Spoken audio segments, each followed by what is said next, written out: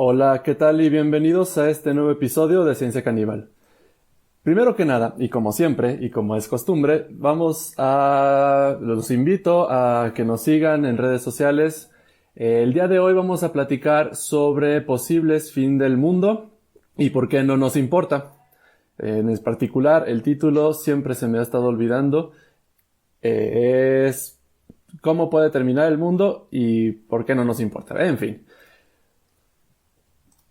Entonces, bueno, antes de comenzar, les recuerdo que nos pueden seguir en redes sociales, en Twitter ya estamos de vuelta, también estamos de vuelta en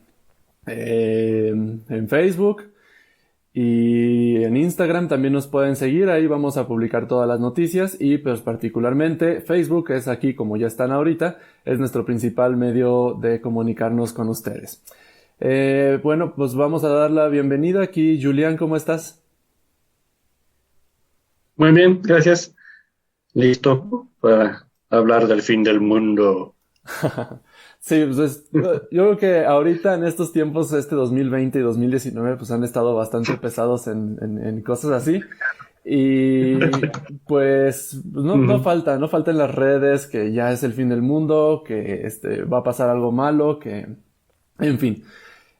Hay muchas teorías, muchas ideas, y de hecho las hemos tenido prácticamente desde el 2000, me acuerdo, que iba a ser el fin del mundo en el año Desde el 2000, 99 incluso. desde el 99. Ay, perdón, son los perros que llegó Sí, la comida. porque 1999 es 666 al revés. 1999 es 666 al revés. Pues para Entonces eso se debería creo inquietudes ahí. para eso se debería de haber acabado el mundo más bien en el 600, en el 666, pues ¿por qué no? ¿Por qué tendría que ser al revés? Según sé, bueno, creo que sí hubo temores, pero era mucho más, tremendos esos temores para el año 1000. El año 1000 sí fue una marca terrorífica para la mente de los europeos del oscurantismo, del medioevo. Sí fue algo bastante atemorizante para ellos, pero pues no pasó nada. Ya llevan milenios que nos prometen el fin del mundo y el apocalipsis, y los cuatro caballeros y no sé cuánto, y seguimos aquí. Entonces, bueno, parte de las razones por las que no nos importa es que, pues hasta el momento, el 100% de los que predicaron el fin del mundo se han equivocado. Exactamente. Y de hecho justamente estoy ahorita escuchando, bueno, no ahorita, pero he estado escuchando El nombre de la rosa. Y justamente habla mucho de eso. Bueno, no habla per se, pero la historia sucede entre los monjes que están todos esperando el fin del mundo porque ya había pasado del año 1000. ¿No? Entonces, y ahí está la idea, ¿no? O sea, nos encanta que pensar en que se va a acabar todo y ahí viene el juicio final. Yo creo que también porque a veces nos cansamos y decimos, bueno, ya que se acabe todo esto. Pero, pues bueno, lo que vamos a platicar entonces el día de hoy es justamente, pues, de qué maneras podría acabar el mundo en diferentes niveles, acabar con la humanidad, porque no nada más es el fin del mundo, ¿no? Tenemos fin de la humanidad, que sería de nuestro mundo, fin de la Tierra, fin del sistema solar, podría ser, hasta fin del universo, ¿no? Entonces tenemos una escala enorme de dónde podría suceder lo que pensamos el fin del mundo, no fuera del ámbito religioso. ¿Cuáles son las amenazas que tenemos aquí con nosotros? Y también pues vamos a platicar por qué no nos interesa. Entonces, pues bueno, ¿qué te parece, Julián? Si, antes, y ahora sí, de comenzar, les recuerdo que nos pueden ver aquí en el live de Facebook, pero también nos pueden escuchar en Spreaker y en prácticamente cualquier plataforma de podcasting nos pueden ver. Perdón, bajó un poquito la señal, pero creo que ya se restablece. Sí. Yep. En cualquier plataforma de podcasting nos pueden encontrar. Si nos quieren apoyar, ya no existe la página de Patreon. Ahora más bien ya no recibimos donaciones, sino nos pueden apoyar con unos cuantos segundos escuchando los comerciales de Spreaker. Si se van directamente a la plataforma de Spreaker, les van a poner alguno que otro comercial. Son no más de 10 segundos en total a lo largo de un episodio de 1 hora, pues no pierden mucho. Y con eso pues nos van a ir ayudando poco a poco, pues al menos para pagar el hosting de este programa, porque Spreaker finalmente es nuestro host de todos estos episodios. Y para que ya no se pierdan más, como sucedió antes de que regresáramos, pues ahí va a estar disponible. Entonces dense una vuelta por Spreaker si les gusta este programa y solo quieren recomendar a algún amigo o a algún familiar, pues pásenle el vínculo de Spreaker y así pues nos ayudan bastante. Muy bien. Entonces, pues, ¿qué te parece, Julián, si comenzamos desde lo más local hasta lo más universal? Sí, desde luego. Pues entonces, bueno, a lo mejor incluso quizás antes del fin de la humanidad, que probablemente lo precedería un poquito por poquito, muchas veces nos atemoriza también el fin de la civilización, ¿no? A final de cuentas. Hay gente incluso, quizás principalmente en Estados Unidos, pero no quiero tirar piedras, que pues, se prepara activamente para, en caso de que la sociedad se caiga y todo eso, con armas, provisiones y no sé cuánto para pues ser el más fuerte ya cuando ya no haya reglas, en lugar de preocuparse por tratar de evitar de que pase, lo cual, bueno, parece un poquito absurdo a veces, pero bueno, es, supongo, una cierta forma de paranoia, pero digo, sí, obviamente ha habido caídas de gobiernos o a lo largo de la historia, pero a final de cuentas, no, el periodo de revolución o de crisis nunca dura demasiado tiempo y ya rápidamente se restaura alguna forma de gobierno. Entonces, pues no es algo así que realmente en la historia, digo, seguramente podríamos encontrar algunos ejemplos, pero como les digo, son relativamente temporales. Pero si fuera a ser así, pues supongo que en algún momento podría precipitar lo que más bien muchos entienden como fin del mundo, que sería más bien el fin de nuestra especie. Digo,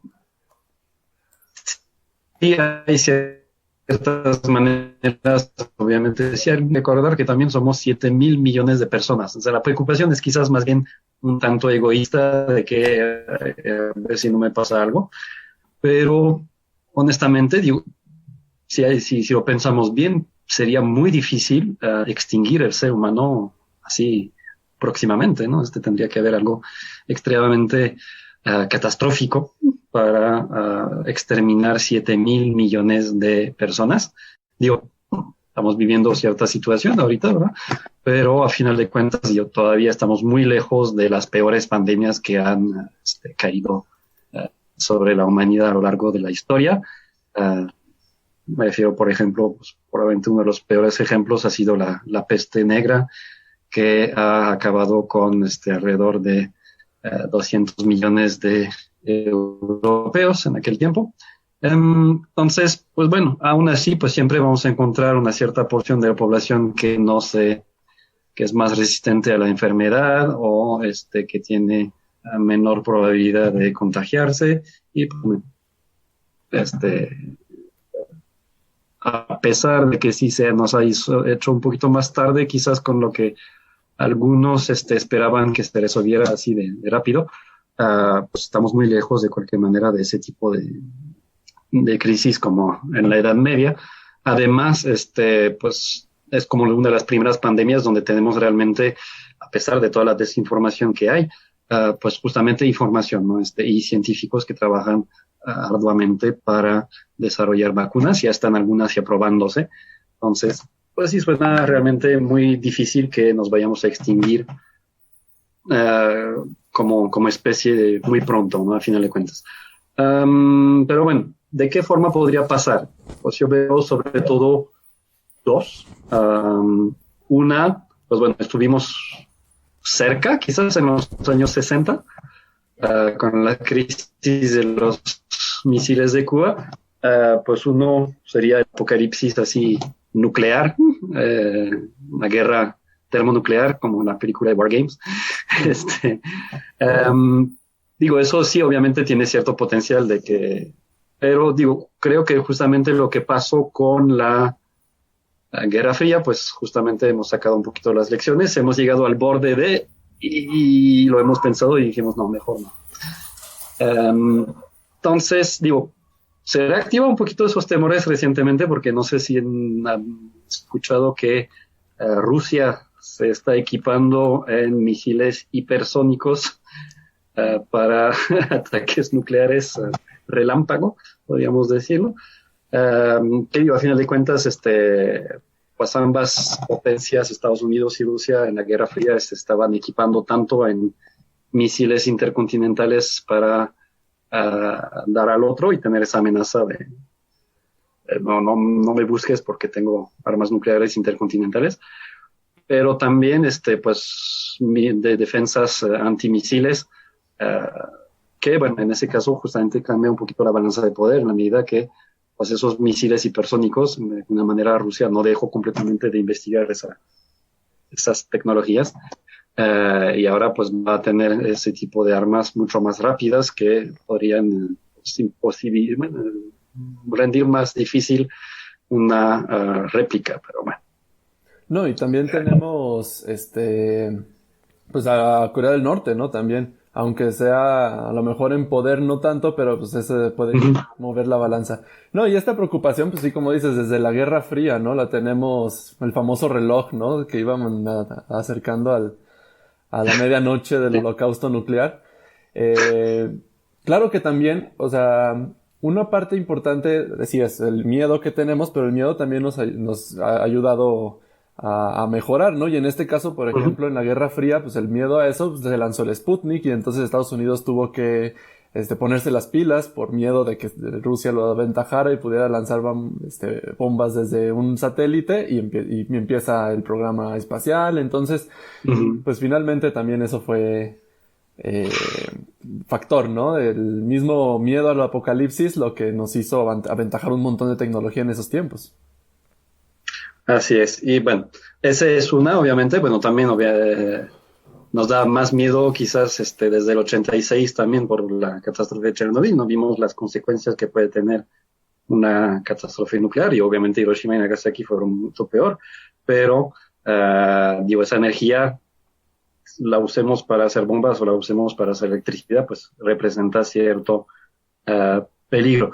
Yo como ingeniero químico, pues en la materia de seguridad industrial recuerdo que tratamos a detalle ese tema de Chernobyl y resulta muy difícil llamarlo accidente, porque honestamente estuvieron buscando los problemas y como suele pasar cuando buscamos los problemas, pues los encontramos con mucha facilidad.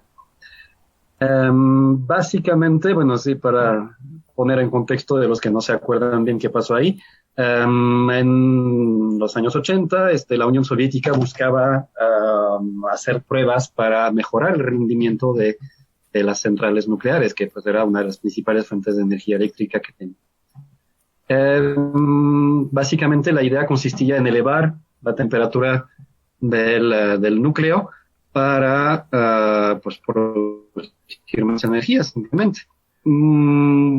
Muchas centrales nucleares dijeron, no, eso es riesgoso, yo no lo hago. Pero, y eso es la gran paradoja y en un país comunista, la pequeña central de Chernobyl en Ucrania, pues necesitaba dinero.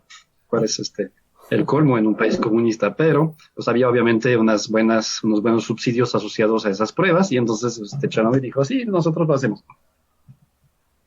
Hablamos de una industria de los años 80 y digo, había computadoras, pero pues eran bastante rudimentarias. Y básicamente había dos maneras de hacer esas pruebas. Una era reprogramar completamente los sistemas de la central, en particular los sistemas de seguridad, para permitir llegar de manera segura a esa temperatura. O, que es obviamente lo que se hizo por flojera, pues desconectar todos los sistemas de seguridad y hacerlo manual. ¿Okay? Y bueno, básicamente como es una reacción en cadena, básicamente bombardeamos de neutrones unas barras de combustible físil, que es el uranio, y básicamente se parten en dos los átomos, los núcleos de uranio, y emiten más neutrones que van a golpear más átomos de uranio y así.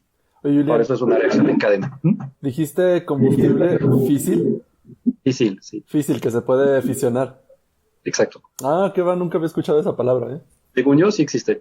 Igual si me equivoco me dicen, pero según yo había escuchado esta palabra de combustible físil. Está chido. Sí, no es fósil, es físil.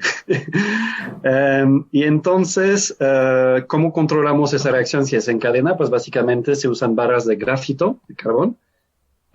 Por eso en Los Simpson, el héroe al final es esa inerte barra de carbón. Y básicamente absorbe los neutrones y entonces permite controlar la reacción. Entonces empezaron a hacer esa prueba, elevaron la temperatura del núcleo hasta el nivel que requería la prueba. Y entonces dijimos, ya llegamos hasta aquí, hay que bajar las barras de grafito. Y no bajaron. Básicamente la temperatura bastante más elevada deformó la estructura que soportaba esas barras de carbón y ahí se atascó. Los ingenieros que estuvieron ahí en ese momento seguramente sabían perfectamente lo que iba a pasar después y salieron corriendo, lo más seguro, porque no había más que hacer, honestamente. Entonces, no sé si sobrevivieron, lo más seguro es que no, pero pues bueno, de ahí vino esa catástrofe. Honestamente, en total rompieron más de 12 reglas de seguridad industrial.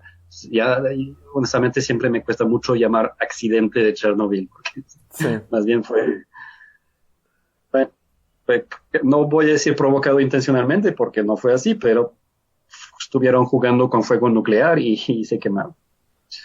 Entonces, bueno, puede pasar, pero al final de cuentas, aún con todas las centrales nucleares que hay en países como Rusia, Francia, Alemania, Japón o Estados Unidos, que son los que principalmente usan esa fuente de energía, difícilmente se crearía una zona con radioactividad alrededor, si todas explotaron al mismo tiempo, pero aún así hay muchos lugares del mundo que no estarían afectados, así que se ve difícil que se vuelva una causa de extinción del ser humano, ¿no? Exactamente, yo creo que el holocausto nuclear sí, o sea, sí es feo, es bastante peligroso y ahorita me estaba imaginando a los ingenieros ya pusieron en práctica completamente el sentido de la frase ya bailó Berta, cuando se dieron cuenta, yo creo.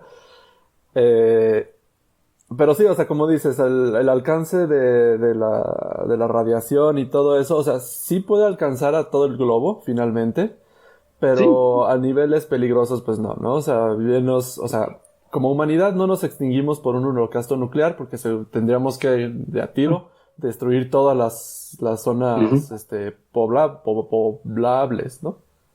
Sí, no.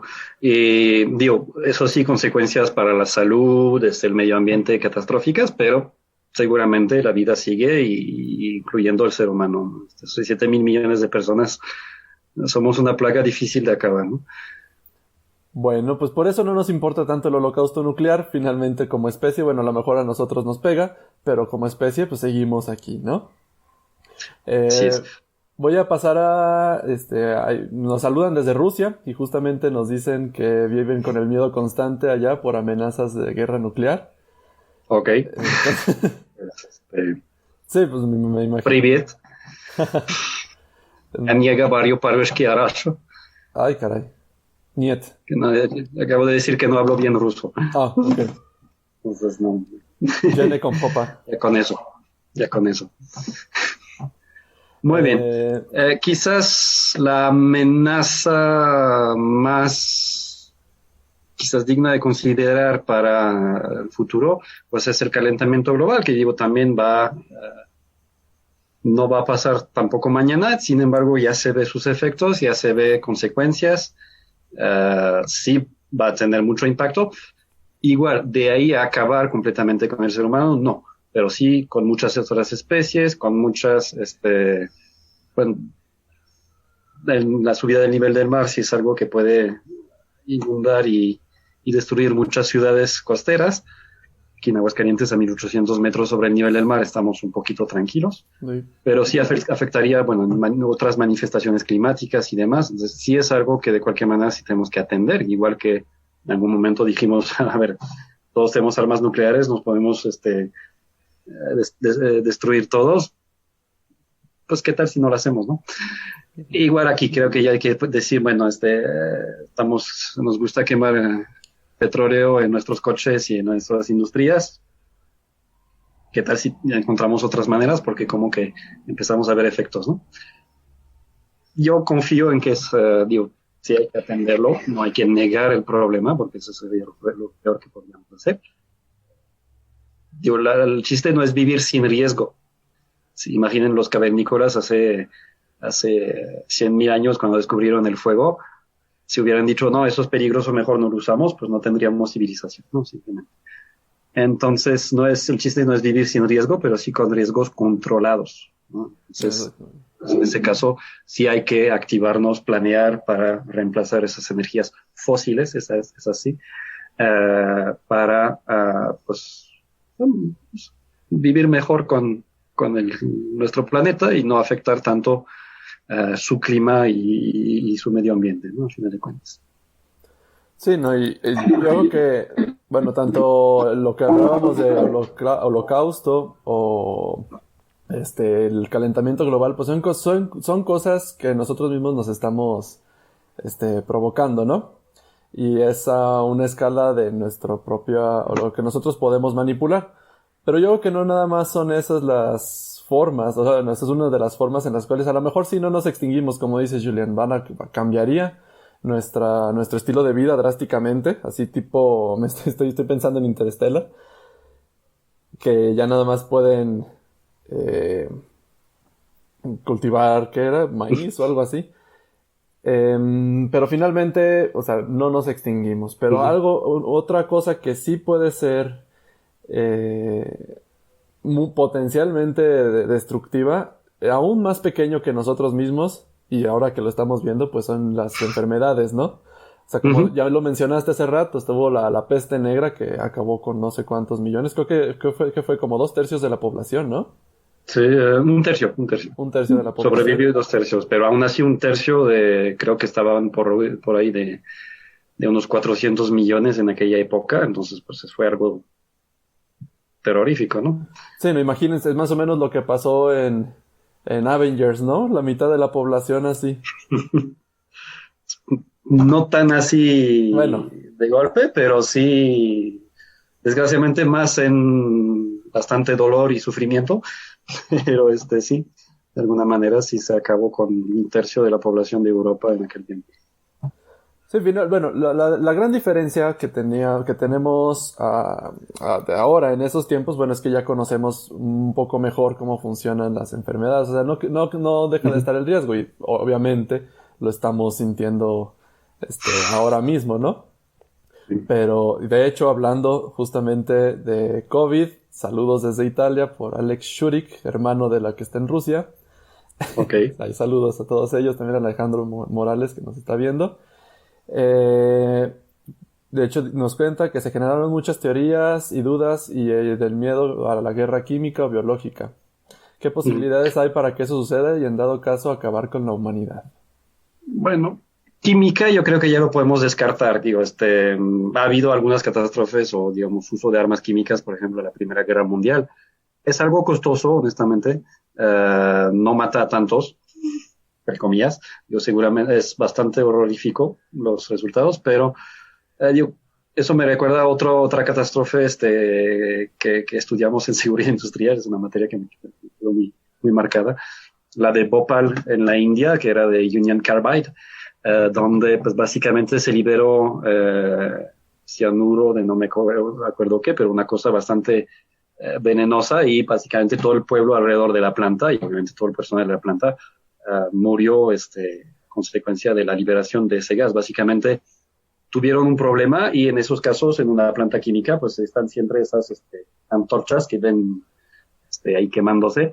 Esas siempre tienen que estar encendidas, es normal, porque si hay algo gaseoso que tiene que quemarse antes de salir a la atmósfera porque hay algún problema, ahí se manda, se quema y problema arreglado en general.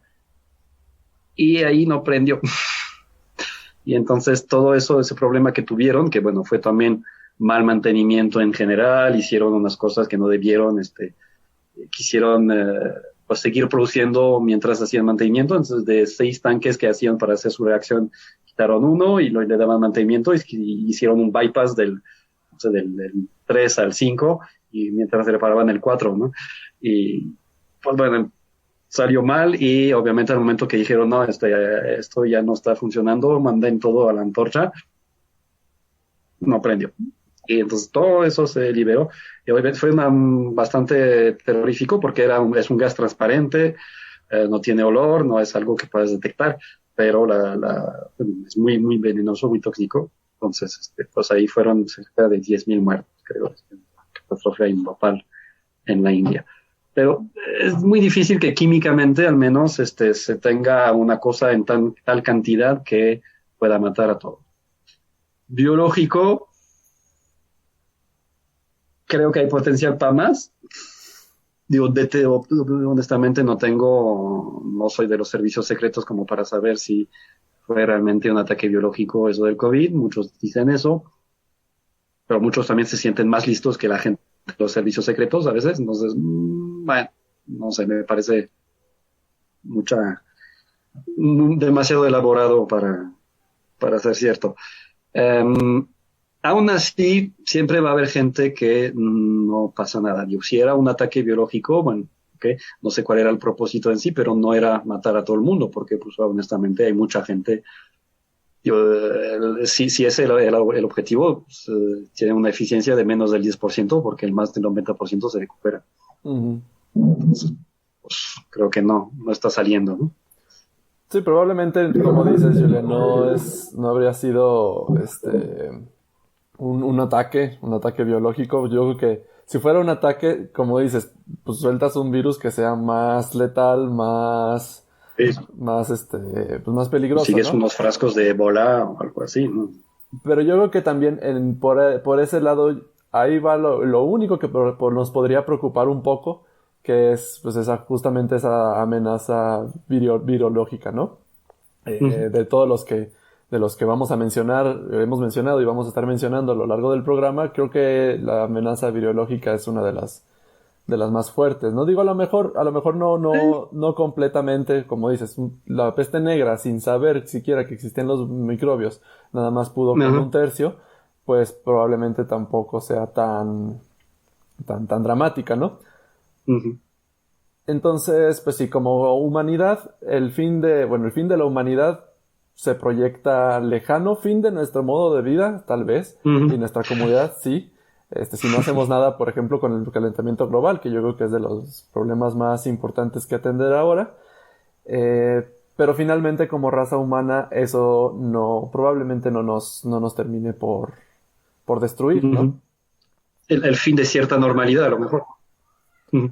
Sí, exactamente. Bueno, y ahora ya tenemos la muestra, ¿no? Ya cambiamos nuestra normalidad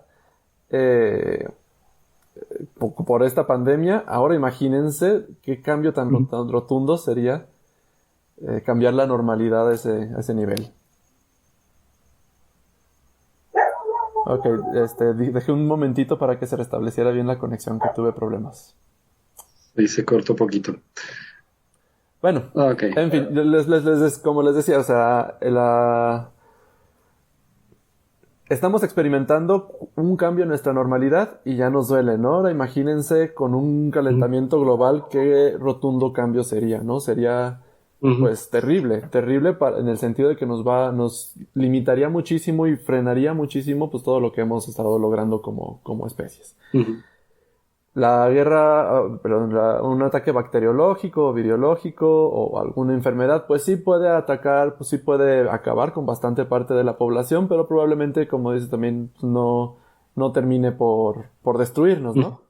No por eso le vamos a tener miedo, pues hay que tener las precauciones, salir con nuestro cubrebocas, lavarnos las manos constantemente y todo, ¿no? Riesgos calculados. Exactamente. Entonces, bueno, Ahora, ajá, dime.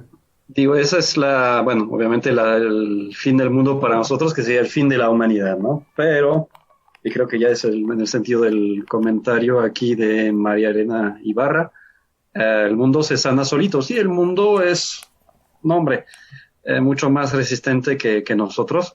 De hecho, bueno, la vida lleva 4.000 millones de años de recibir asteroides, de recibir La Tierra. distintas extinciones masivas, y entonces, sí, refiero a la Tierra, pues básicamente, y sí, siempre ha encontrado un camino.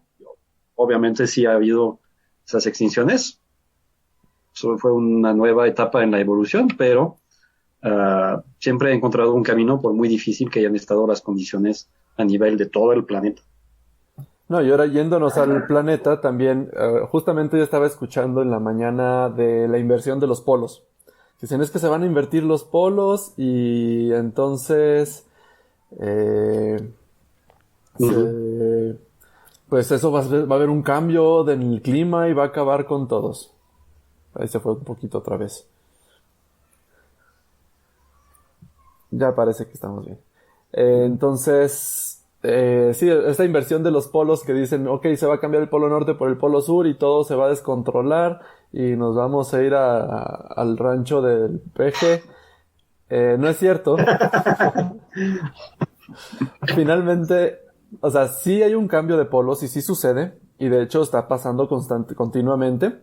O sea, no se invierten completamente, sino se va. Y tampoco es así, ¿no? O sea, toma bastante tiempo. Sí, lo único que habríamos que hacer es recalibrar nuestras brújulas y ponerle N donde Sí. dice S y S donde dice N y ya, Ujú. ¿no? O sea, Básicamente. esa parte de verdad no nos perjudicaría Ujú. mayormente a nosotros en la Tierra, como tal, la Tierra ahora sí, no nada más los humanos, sino a todos los seres vivos, Ujú. pero hay algo de lo que no se puede sanar la Tierra. Digo, eso que mencionas de la inversión de los polos ya ha sucedido montones de Ajá. veces en la Tierra, ¿no? Básicamente hay en muchas partes hacen estudios magnéticos, por ejemplo, si lo hacemos en la dorsal atlántica, pues básicamente es terreno nuevo que se va formando y adopta la orientación magnética de la época. Y básicamente parecen cebras, está una vez en cierta polaridad, después en otra y así. Entonces ha cambiado a lo largo de cientos de miles de años. Sucede, sucede muchas veces en la Tierra y no pasa nada. De hecho, bueno, hay pequeñitas, a lo mejor solar, a cada 11 años, pues hay efectivamente periodos en los que pues, se encallan más las ballenas en las playas, no es que se estén tirando porque estén tristes, sino porque pierden la orientación por alguna afectación de una tormenta geomagnética, por ejemplo, por el sol. Igual pájaros, parvadas de pájaros que se mueren ahí básicamente porque están perdidos y ya se agotan y pues, caen muertos, ¿no? Pero digo, es normal, sucede prácticamente cada 11 años con la actividad del sol, entonces es algo que es como que tenemos que vivir, ¿no? Sí, exactamente. O sea, ahí está el registro geológico de todo de la inversión, justamente que ha pasado de los polos. Pero sí hay algo de lo que, a ver, híjole, es que estoy teniendo problemas. Ahí disculpen, es el internet. Ya otra vez se fue, ya regresamos. Mm, Bueno, las vicisitudes de la sana distancia. Mm. Entonces, bueno, existe este registro, ok, la inversión de los polos pues no va a pasar más que descontrolar unos cuantos pájaros y unas cuantas brújulas, pero hay algo de lo que sí no se puede sanar siguiendo el comentario de María Elena, un saludo, prima. Hay algo que no se puede sanar la tierra, y de lo que no se puede sanar la tierra solita es del sol. Eso es la cosa fatídica que sí no se va a poder evitar, efectivamente. Sí, ahora sí tenemos la espada de Damocles en la cabeza. Ujú. Finalmente, porque el Sol, bueno, es una estrella igual que cualquier otra y tiene su combustible para estar brillando. Su combustible es el hidrógeno. Lo que hace es una fusión nuclear. Al contrario de la fisión que lo platicábamos hace ratito, lo que hace es que la gravedad es tan fuerte que la apachurra mucho, las partículas empiezan a mover muy rápido y alcanzan a chocar.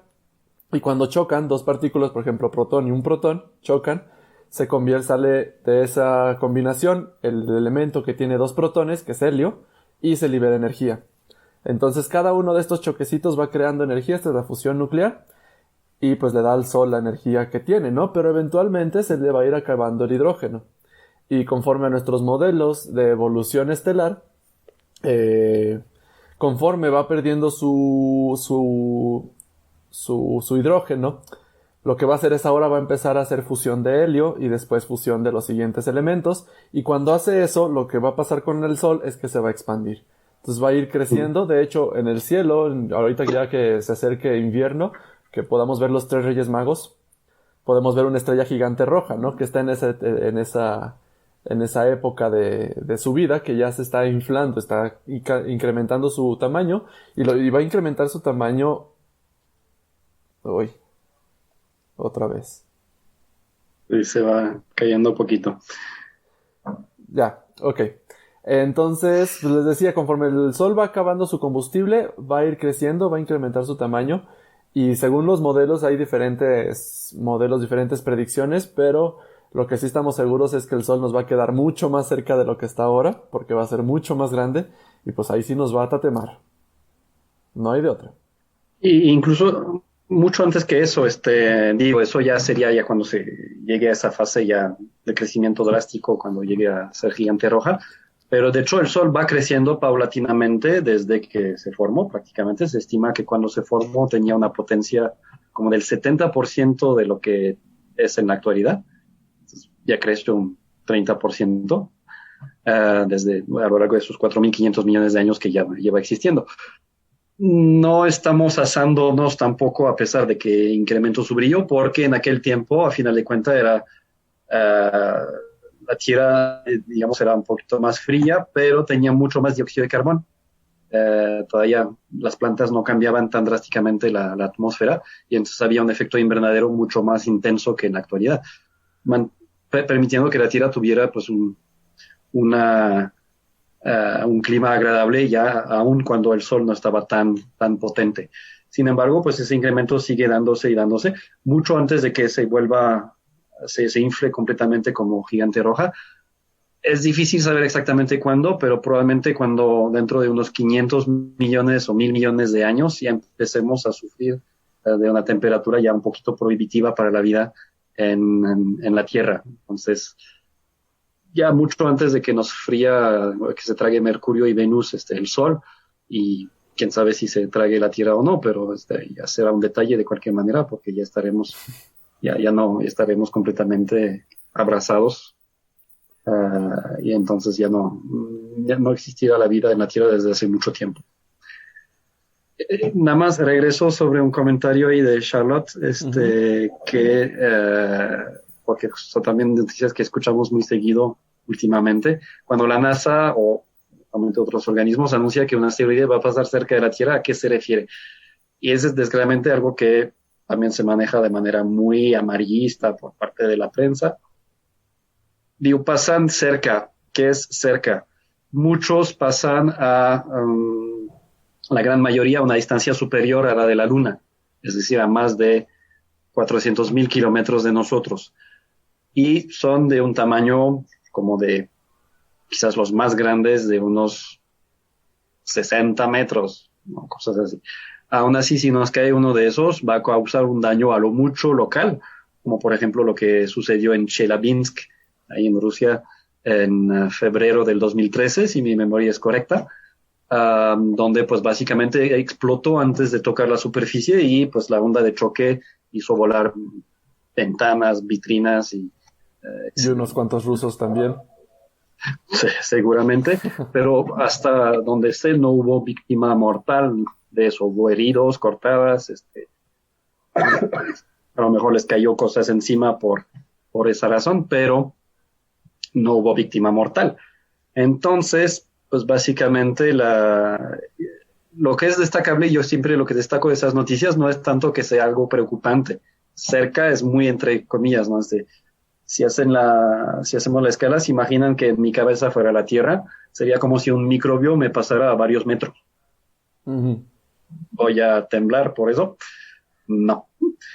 Pero lo que más bien es destacable es que la NASA o quien descubra esos asteroides tiene el potencial de descubrir esas cositas pasando a tal distancia. Eso es impresionante. Nosotros no somos capaces de ver microbios a varios metros. Sería muy útil para la época actual, pero no podemos. Es tener ese grado de tecnología que nos permita ver esos pequeños objetos a esa distancia es increíble. Hay una escala que llamamos de Turing que clasifica el riesgo de los asteroides en con dos criterios. Uno, pues, básicamente el daño que provocaría ese asteroide si cayera sobre la Tierra. Obviamente, en ese caso está relacionado con el tamaño. Y el otro, la probabilidad de que caiga sobre la Tierra. Que esa pues va disminuyendo rápidamente a medida que vamos confirmando qué órbita tiene. Al principio, cuando hacemos la primera evaluación de la órbita, pues quizás nos falte un poquito de datos para tener una seguridad total de que un asteroide no vaya a caer sobre la Tierra. Ya cuando generalmente ya tenemos más datos, va cayendo de categoría. Creo que hasta el momento, desde la historia registrada, desde que se usa esa escala de Turing, ha habido, 10 sería básicamente una probabilidad de 100%, o sea, estamos 100% seguros de que un asteroide que va a extinguir, causar una extinción masiva, va a caer sobre la Tierra. Ese es el mayor grado de esa escala, ¿no? Estamos seguros de que nos vamos a fregar. Nunca hemos llegado a eso, afortunadamente, seguimos aquí. Y de hecho, creo que ya hemos llegado a algunos asteroides han estado en el nivel 2 de esa escala, que básicamente habla de daños locales también, si cayera un asteroide de esos en la Tierra. Y generalmente ya cuando se confirma que la órbita, pues caen a 1 y después a 0. En la actualidad no hay ninguno, ni siquiera en 1, todos están en 0. Entonces, sí hay una vigilancia activa de esos asteroides. De hecho, NEOWISE, que le dio su nombre al cometa, es un telescopio justamente dedicado al estudio de los objetos cercanos a la Tierra, en infrarrojo. No, y de hecho, o sea, hay programas, digo, no tenemos ahorita la tecnología, pero sí hay programas para prever y tratar de defendernos de alguna amenaza inminente así como esa.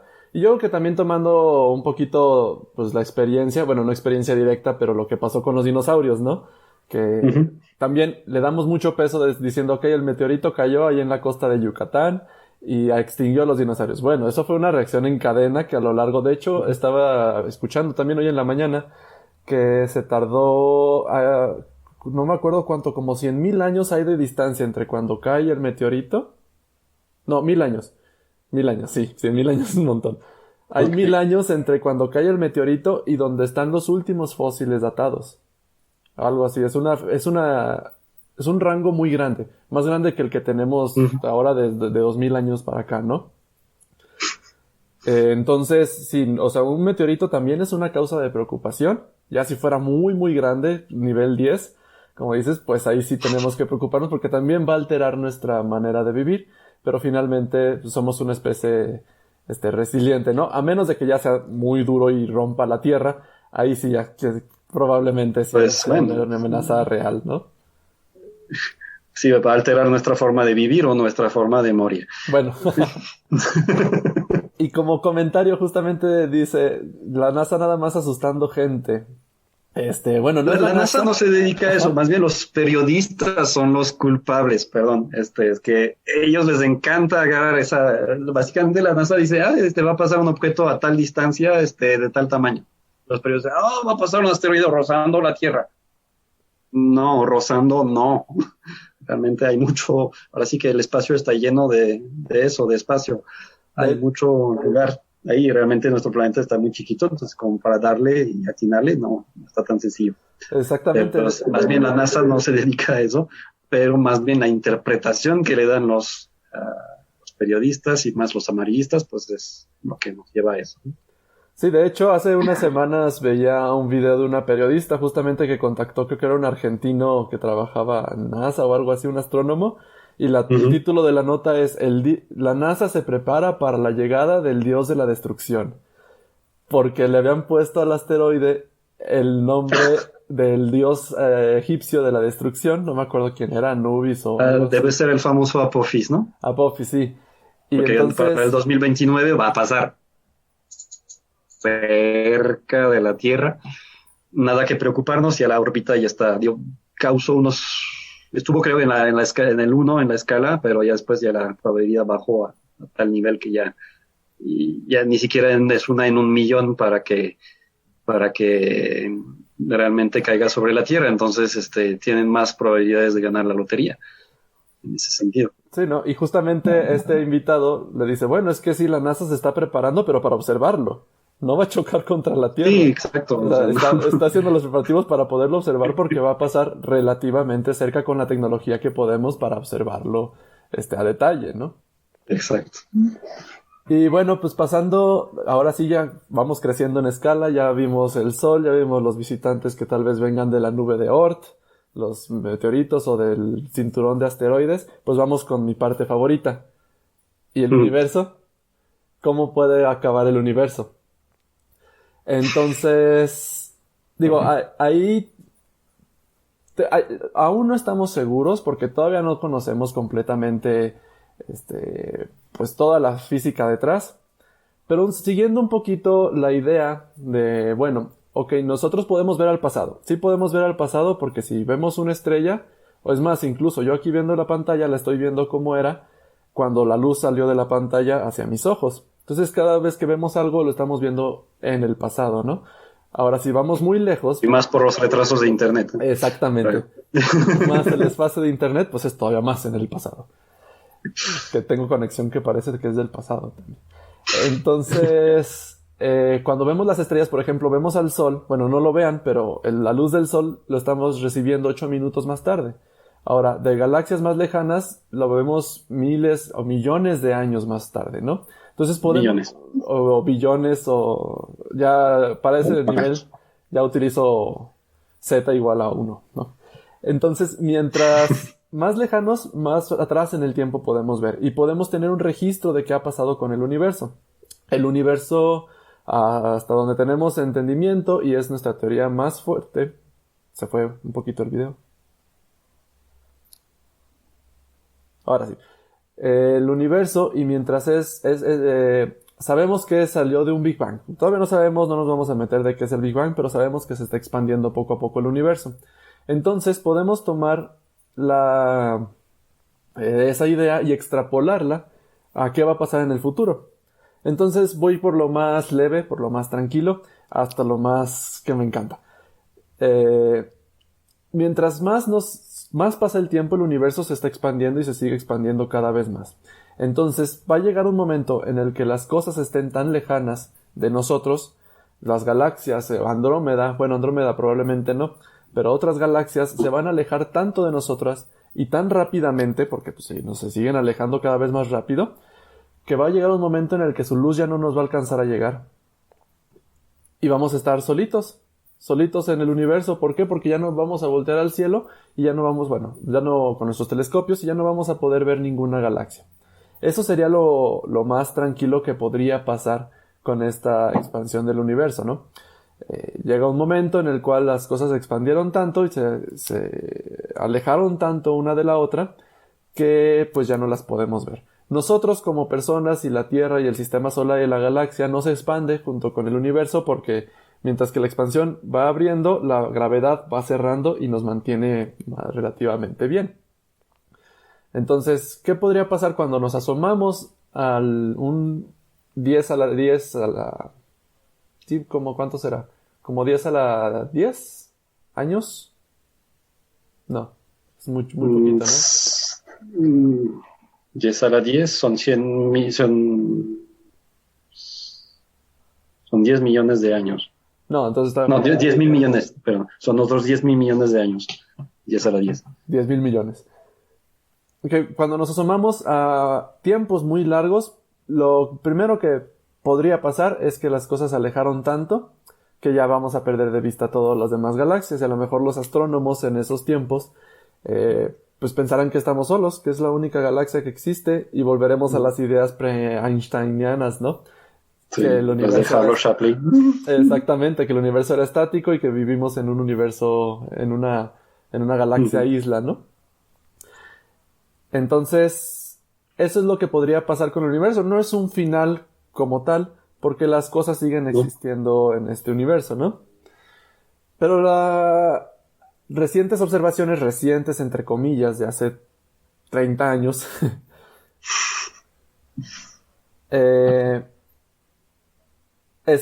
perdón, antes de seguir para eso, pregunta de Alex Shurik, si alguien está de un planeta lejano, logra ver nuestro planeta, ¿nos vería en el pasado? Exactamente. Si estuviera en un planeta lejano hace unos 65 millones de años luz, estaría viendo cómo se mueren los dinosaurios. Si tuviera un telescopio muy... Eso sí, sí. Sí, es una Para ver lo que pasa en un planetita, en una estrella, desde una galaxia tan lejana. Tiene que tener un telescopio con una resolución que desafiaría lo que podríamos imaginar. Sí, pero exactamente podrían ver el pasado de aquí, ¿no? Uh-huh. Ok, entonces, bueno, este es el final más tranquilo del universo, que se expandió tanto que la luz ya no nos alcanza a llegar. Pero, como decía, recientes observaciones de los años 90 nos dieron indicio que el universo no nada más se expande, sino se expande cada vez más rápido, es la expansión acelerada del universo. Entonces, cada vez el espacio se está expandiendo más y más y más. Les decía, aquí en la Tierra, en nuestros cuerpos, en el sistema solar y en la galaxia, la gravedad es tan fuerte que aunque el espacio, hagan de cuenta, de aquí a la pantalla tengo alrededor de 1 metro, dentro de unos cuantos millones de años ese metro va a ser 1,20 centímetros. Pero la fuerza que mantiene aquí las moléculas pegadas es suficiente para contrarrestar ese incremento, esa expansión del universo. Pero ¿qué tal si, como indican las observaciones, la expansión es cada vez más y más y más fuerte? Va a llegar un momento en el cual el universo se va a expandir tan rápidamente que la gravedad, aún siendo tan fuerte aún siendo fuerte, no va a ser capaz de mantener las cosas juntas. Y entonces el espacio, por ejemplo, de aquí a la estrella que está del otro lado de la galaxia se va a expandir más rápido que la gravedad interna de la galaxia lo jala y nos va a desgarrar. Y el mismo espacio y tiempo al expandirse nos va a desgarrar en pedacitos, ¿no? Va a desgarrar la galaxia. Sí. No sé, Julian, si tienes algún comentario en esta parte. Que es lo que llaman el Big Rip, ¿no? El gran desgarramiento. Exactamente. Y como nos encantan los físicos teóricos, llevamos todo al extremo. Entonces, ¿qué pasaría si se sigue expandiendo todavía más fuerte? No nada más que separa las estrellas, sino va a separar a nosotros del Sol. Separa a la Tierra del Sol. Imaginando que entonces, todavía existiera. Dime. Más bien primero era, lo que acabas de describir hasta ahorita es el Big Chill, porque es que de todo se va a hacer más grande, oscuro, frío y poco denso. Y al extremo sería el Big Rip, ¿no? Que ahora sí nos va a despedazar. Exactamente. Si llega ese momento, o sea, no sabemos cómo se va a comportar la expansión del universo. Parece que se estuvo acelerando de unos cuantos millones de años para acá. Y no sabemos si se va a tranquilizar o va a seguir expandiéndose el universo. Entonces, bueno, una idea es que el universo se expanda suficiente como para que ya no podamos ver otras galaxias. Otra es que el universo siga expandiéndose y nos separe. Separe estrellas de planetas. ¿Ya viste lo del magnetar? ¿No? Sí, estaba en eso justamente. Ahorita lo respondemos. Entonces, mientras más se separe o sea, se va a separar y nos puede separar a nosotros de la estrella, ¿no? Del Sol. Y eso es lo que llamamos el Big Chill. Se va a separar tanto que las cosas se van a ir enfriando. Los espacios entre la Tierra se van a ir abriendo también. y va a llegar un momento en el cual se expanda tanto que pues todo el material va a quedar disperso, ¿no? Difuminado y aislado cada uno del otro. Pero aún peor, ese es el Big Chill. Pero ¿qué pasa si se sigue expandiendo aún más el universo? Eso es lo que llamamos el Big Rip. ¿Por qué? Porque va a llegar un punto en el que teniendo dos partículas, el espacio entre ellas se va a expandir tan rápidamente que estas partículas ni se van a poder comunicar entre ellas. No van a poder sentir fuerza gravitacional, ni fuerza eléctrica, ni fuerza débil, ni fuerza fuerte, y van a estar completamente aisladas. Entonces, si este patrón se sigue repitiendo, se sigue sucediendo, va a llegar un punto en el que el universo se expande tan rápidamente, el espacio y el tiempo se expanden tan rápidamente que las partículas van a quedar completamente incomunicadas y se va a desgarrar completamente cualquier estructura, porque cualquier estructura, ya sea un átomo o ya sea un planeta, finalmente confía en estas fuerzas, y si no se puede tener esas fuerzas, pues todo quedó desparramado en una sopa de partículas, ahora sí, en la mayor definición que tengo en la cabeza, de solitarias. Las partículas más solitarias que pueden existir en el universo van a ser las del Big Rip. Uh-huh. Incluyendo, se desgarrarían incluso los propios agujeros negros, ¿no? No tienden, bueno, emiten esa radiación de Hawking, que básicamente ha sido el gran, la gran aportación de Hawking, es el estudio de los agujeros negros, esa radiación de Hawking. Básicamente estarán tan aislados todos por muy en un solo punto que sean singularidad. Básicamente estarán tan aislados que no reciban absolutamente nada de energía y materia. Poco a poco se van a desvanecer por emitir esa radiación de Hawking, cosa que en la actualidad no puede suceder porque reciben energía y materia de manera pues bastante constante, ¿no? Sí, bueno, ¿cuál va a ser la línea del tiempo? Aquí les voy a pintar la línea del tiempo. Voy a hacer la de... No es Matusalem, ¿cómo se llamaba el de las predicciones? Nostradamus. Ándale, voy a hacer la de Nostradamus físico. ¿Qué va a pasar? La estrella, nuestro Sol, va a incrementar tamaño, posiblemente se coma la Tierra o posiblemente no, pero seguramente la chicharra, y se acabó la vida en la Tierra. Poco a poco, mientras más va pasando el tiempo, ese agujero negro que está en el centro de las galaxias va a ir acretando materia y probablemente se alcance a comer pues casi todo lo que tengamos. Aquí estamos hablando de miles de millones de billones de años adelante en el espacio. Va a llegar un momento en el cual los agujeros negros supermasivos, los que están dentro del agujero de la estrella, van a crecer gigantescamente porque se va a ver dentro de la galaxia, y se va a comer todo el material. Ahora, esos agujeros negros tampoco son eternos. Por radiación de Hawking sabemos que los agujeros negros emiten radiación. Hay un proceso cuántico, ya lo dije, que poco a poquito es como si tuvieran una pequeña goterita de partículas, y poco a poquito van a ir perdiendo esas partículas y más o menos proponen, me parece, 10 es un Google a la 100, creo. Ajá, sí, es un Google. Googleplex. Es un Googleplex. No es un Google nada más, ¿no? 10 a la 100 es un Google. Ah, no me acuerdo. Bueno, sí, porque un Googleplex es 10 a la 10 a la 10. Y ahorita voy a Confío en ti sobre eso. Es un Google de años, en los cuales esos agujeros negros también van a terminar por desintegrarse. Y va a quedar, pues básicamente, las partículas sueltas por todos lados, pero todavía se pueden comunicar. Ahora, cuando hablamos de que va a suceder el Big Rip, es en esta parte en la que ya tenemos 10 a la 10 a la 100 años, o sea, un Googleplex de años, en la cual ya es tan rápida la expansión del universo que sucede esto del Big Rip, ¿no? Entonces, se quema la Tierra, se comen a la Tierra, se comen el Sol se come a la Tierra, el Sol se lo come el agujero negro de la galaxia, y después el agujero negro eructa todo lo que traía adentro. Bueno, la enana blanca que estaría del Sol, ¿no? Bueno, sí.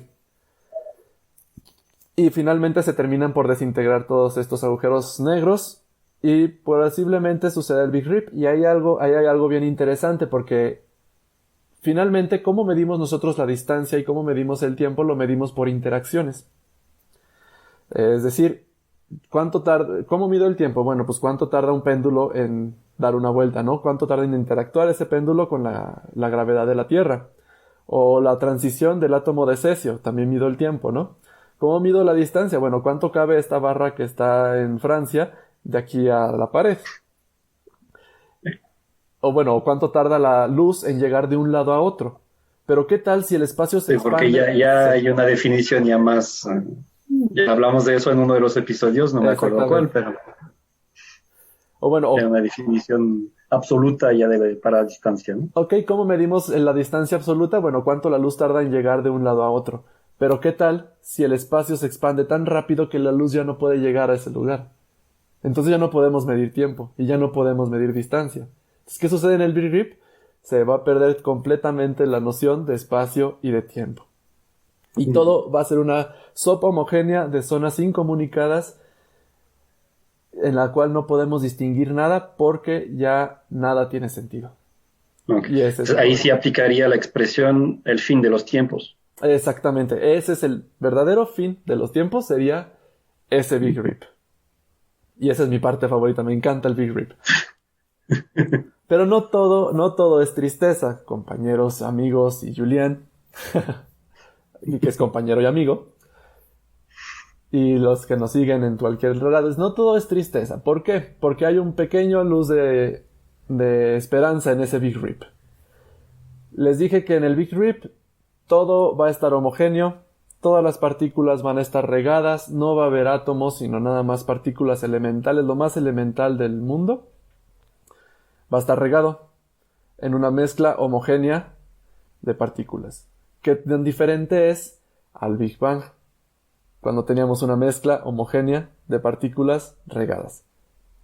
Entonces hay quienes postulan que tal vez después de ese Big Rip, tal vez de ese Googleplex de años, las condiciones se parecen mucho en ese fin del universo, en ese fin de los tiempos, a las de el inicio del universo, del Big Bang. Entonces ahí yo creo que juega un poquito la nostalgia, que queremos volver a este universo cíclico que vuelve a nacer y a nacer. Pero al contrario del Big Crunch, que es otra de las teorías que ya está prácticamente eliminada, que dice que el universo se va a detener y luego se va a empezar a comprimir de nuevo, es el Big Crunch.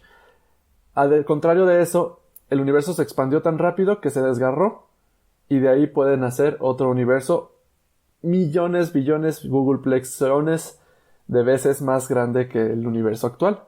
Y quién sabe, a lo mejor nosotros venimos de un Big Rip de un universo más pequeño. Esas ya son teorías un poquito bastante más aventuradas. Pero puede pasar. Finalmente puede pasar y quién sabe, a lo mejor eso nos da pauta a un nuevo universo. Y es lo que llama este científico, se me fue su nombre, ahorita no me acuerdo, son los eones. Todos estos ciclos de millones, de infinidad de años, tan infinidad que pues, es completamente otro universo aparte, ¿no? Okay. Que no son los eones, entonces como se definen en geología, ¿verdad? No, un eón aquí, un eón en cosmología teórica se trata de un infinito de años. Ok. Bueno, ya nada más para responder la pregunta de Benjamín Madrigal ahí sobre los magnetares.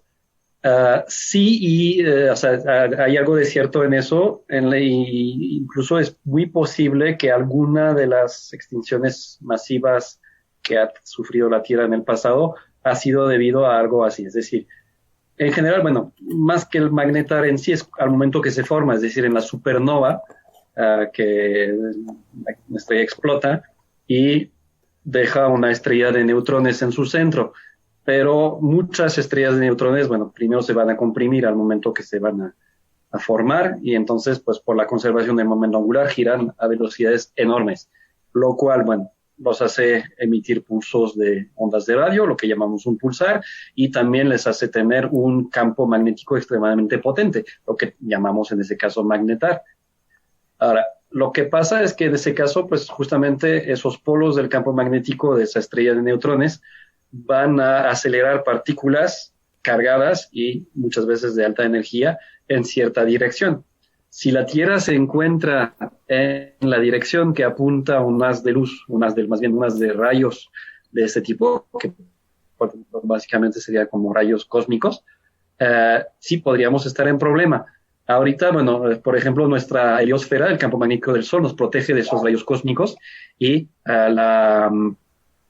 pues básicamente, de hecho, como se va encogiendo ligeramente esa heliosfera, nos protege un poquito menos y llegan un poquito más de esos rayos cósmicos. Se ha notado un cierto incremento de esos rayos cósmicos. Pero pues es algo leve, ¿no? A final de cuentas. Pero si sale una supernova de esas que acelere partículas en nuestra dirección específicamente, puede alterar considerablemente la química de nuestra atmósfera y pues obviamente causar una extinción bastante dramática, ¿no? Imaginen la capa de ozono, bueno, estuvimos cerca en los años 90 por todo el daño que se le causó. Sí hubo un incremento de radiación ultravioleta, pero sí rayos cósmicos de ese tipo nos llegan en ráfaga muy potente, puede destruirse completamente nuestra capa de ozono y estaríamos expuestos a una radiación ultravioleta muy fuerte. Así estaba la Tierra, de hecho, antes de que se generara esa capa de ozono y prácticamente toda la vida estaba confinada en los océanos.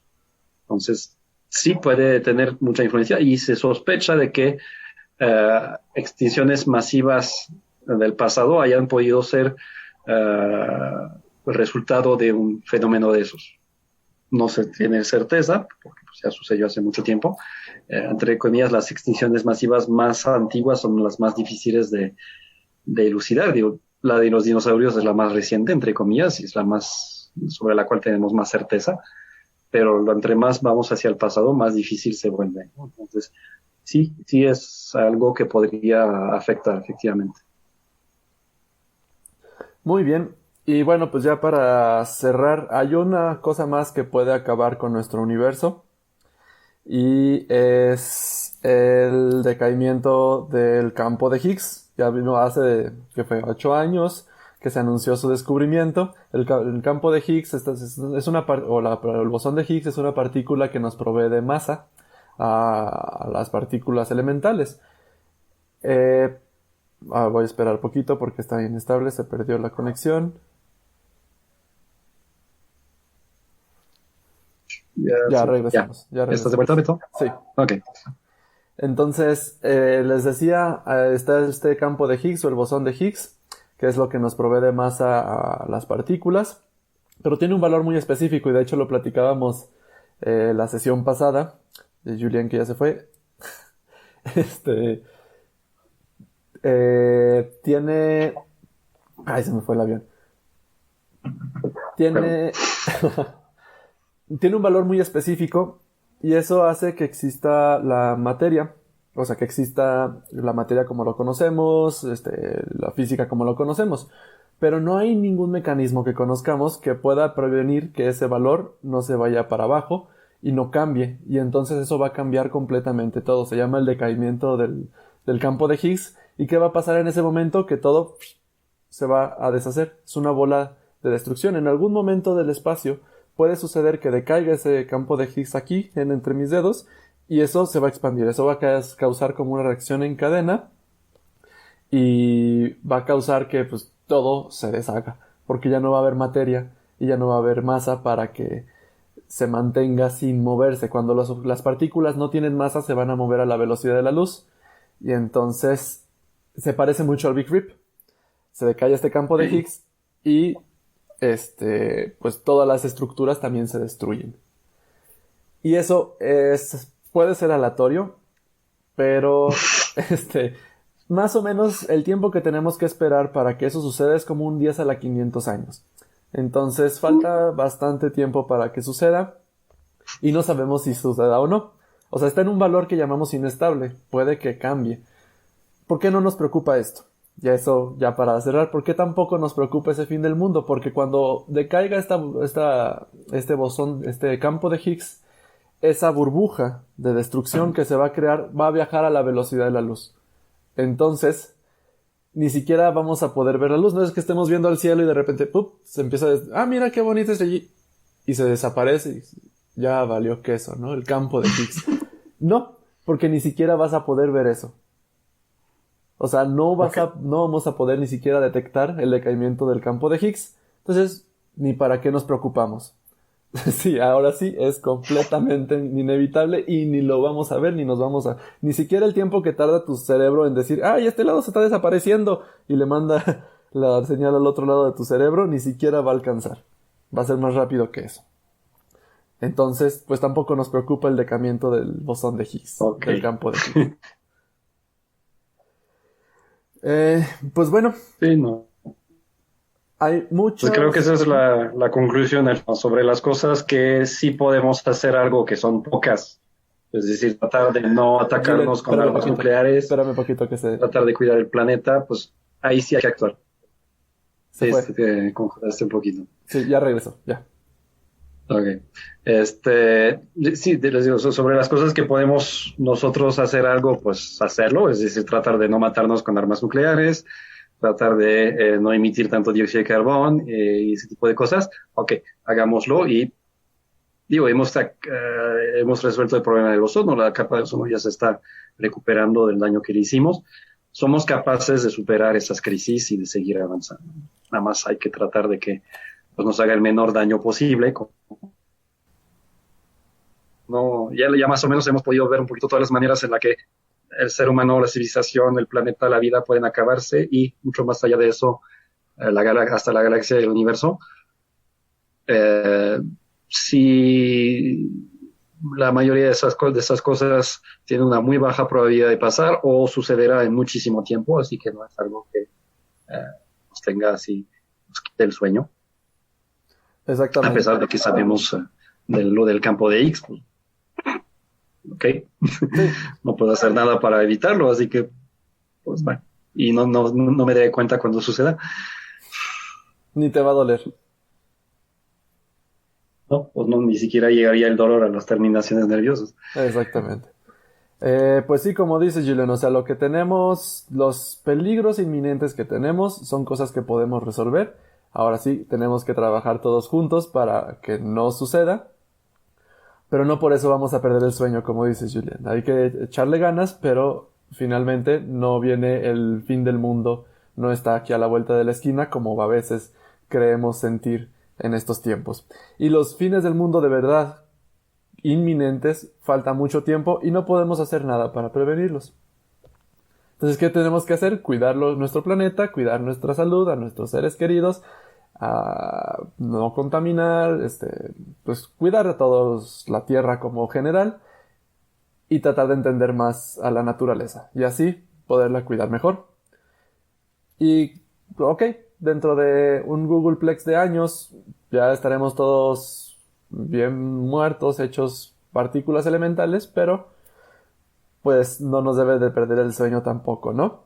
Hay, en algún, ahora sí me echó de cabeza, en un bar Uh-huh. en Guanajuato, había una frase que decía un proverbio irlandés y dice, si tienes solución, el problema, no te preocupes, tiene solución. Si no tiene solución, tampoco te preocupes, pues no hay nada que hacer. Por eso nos tiene cortos estos fines del mundo, pero sí, lo que tiene que solución, hay que hacer la solución, ¿no? Muy bien.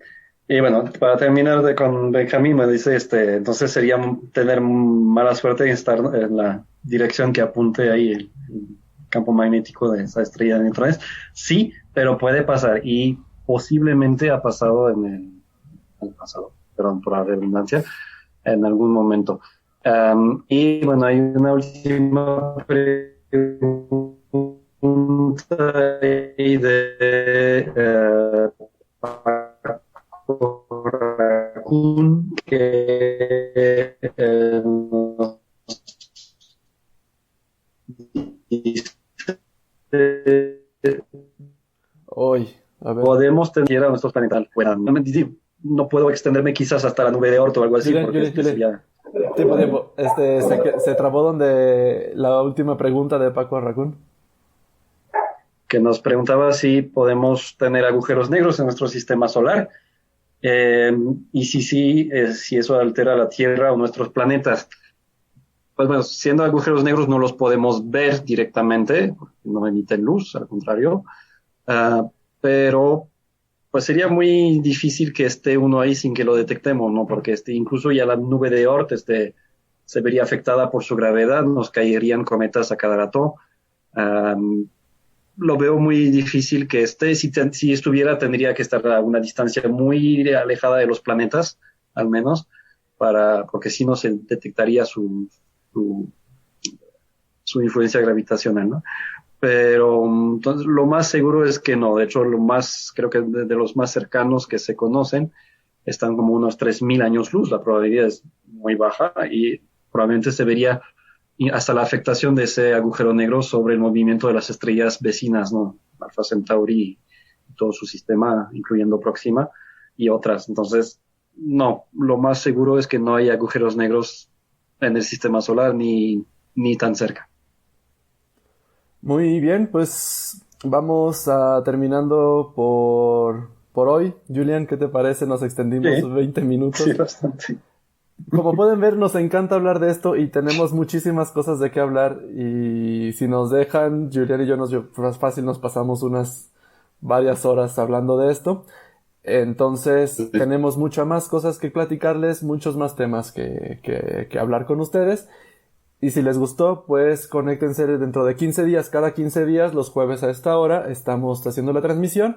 Y si no pueden conectarse a la transmisión en vivo, pues pueden escuchar el podcast, bueno, ver la repetición en Facebook o escuchar el podcast en Spreaker o en cualquier otra plataforma que quieran. Pero las Spreaker, por favor.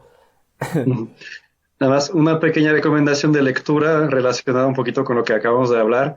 Recuerdo un libro de Phil Plait, que es apodado también el Bad Bad Astronomer. Astronomer, que básicamente se llama, creo que se llamaba así, The Universe is Trying to Kill Us.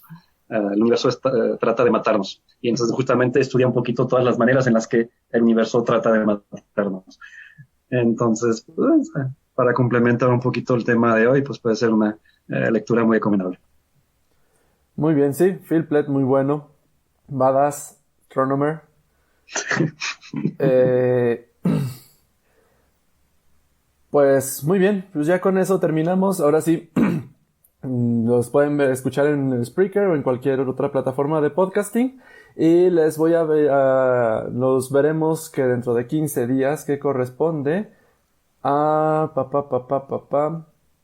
Es que yo tengo otro tiempo. El 13, jueves 13 de agosto.